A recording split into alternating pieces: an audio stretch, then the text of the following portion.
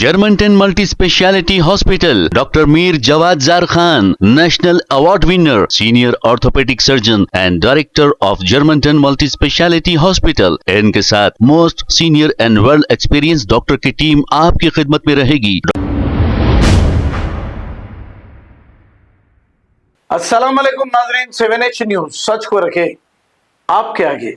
Hyderabad parliament MP Asaduddin Owaisi ने यह कहा कि अगर इम्तियाज जलील एमपी बन जाते और अख्तरुल ईमान भी एमपी बन जाते, पार्लियामेंट में जो बिल पास हुए हैं वो नहीं होते थे। इसी को लेकर सैयद शाह अहमदुल्लाह हुसैनी ने इनको एक बहुत ही अच्छे अंदाज में जवाब दिया है। आइए सुनते हैं तफसीलात। मुखालिफीन मजलिस ने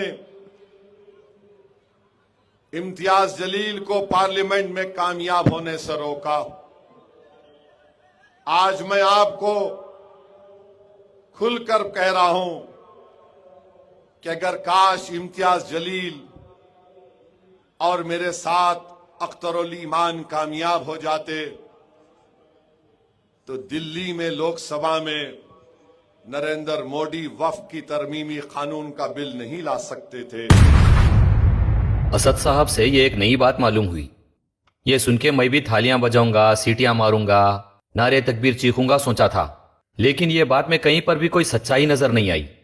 और कॉन्स्टिट्यूशन ऑफ इंडिया के तहत यह मुमकिन भी नहीं है जो असद साहब बयान कर रही। लोकसभा कोई जज्बाती तकरीरों से तो नहीं चलता, वहां मेजॉरिटी विन होती। अगर लोकसभा में AIMIM के और 2 MPs भी होते तो नरेंद्र मोदी वक्फ अमेंडमेंट बिल कैसा नहीं ला सकते थे। बराए मेहरबानी जरा गयूर मुसलमानों को बताइए कि यह कैसा मुमकिन हो सकता था। आप जरा बता दीजिए। इंशाल्लाह मुसलमान 2 MP नहीं और 20 MPs जिता देंगे। लेकिन जरा बता दीजिए आप, लोकसभा में 543 MPs है, जिसमें से वक्फ अमेंडमेंट बिल के हक में 288 MPs थे और बिल के खिलाफ 232 MPs थे, जिसमें AIMIM के सिर्फ और सिर्फ 1 MP असद साहब थे। फिर भी डिफरेंस 56 MPs का है। तो ऐसे में असद साहब के साथ और 2 MPs भी अगर होते तो बिल रुकना तो बहुत दूर की बात, कुछ फर्क भी नहीं पड़ता था। 543 MPs में से 1 MP, 2 MP, 3, 4, 5 MPs क्या फर्क पड़ेगा। असद साहब के साथ 2 नहीं 50 MP भी अगर होते तो कॉन्स्टिट्यूशन के तहत बिल नहीं रोक सकते थे। हां, वो बात बिल्कुल अलग है कि अगर इम्तियाज जलील साहब और अख्तरुल ईमान साहब, ये दोनों के अगर नरेंद्र मोदी से बहुत गहरे ताल्लुकात है और ये दोनों की बात नरेंद्र मोदी नहीं टालते, ये दोनों मोदी जी से बहुत अगर करीब है और ये दोनों मिलके अगर नरेंद्र मोदी से आउट ऑफ लोकसभा कुछ तय करते तो पता नहीं, हमको तो ये सब नहीं मालूम। हो सकता है ये दोनों असद साहब के लोग नरेंद्र मोदी से बहुत करीब होंगे, ये असद साहब बेहतर जानते। लेकिन बस हम गयूर मुसलमानों को इतना बता दीजिए कि कॉन्स्टिट्यूशन ऑफ इंडिया के तहत यह कैसा मुमकिन था।